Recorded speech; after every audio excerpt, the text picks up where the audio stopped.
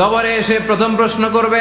মুনকার নাকির যখন চলে আসবে, 40 কদম যখন আত্মীয় স্বজনরা লাশটাকে কবরের মধ্যে দিয়ে 40 কদম চলে যায়, তখনই ফেরেশতা চলে আসে। প্রথম প্রশ্ন, তোমার রব কে? আমরা বলবো আমাদের রব আল্লাহ। দ্বিতীয় প্রশ্ন, ওমা দীনু, তোমার ধর্মের নাম কি? আমরা কি বলবো?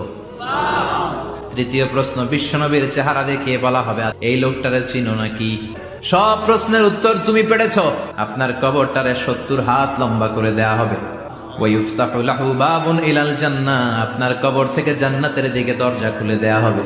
ওয়ায়ুলবাসু মিন লিবাসি আহলিল জান্নাহ, জান্নাতের 2টা রেশমি কাপড়ের পোশাক এনে আপনারে পরিয়ে দেয়া হবে। আর বলা হবে নাম কানাও মিলা আরুস, ঘুমাও। বাসর রাতে যেমনি বর কনেকে নিয়ে মধুর ঘুম দেয়, তুমিও ঘুমাও, কেউ তোমার ঘুম ভাঙবে না। কিয়ামতের জন্য ইসরাফিলের সিংহায় যে ফুৎকার আছে, ওই ফুৎকার ছাড়া কোনো কিছুই তোমার ঘুম ভাঙাতে পারবে না।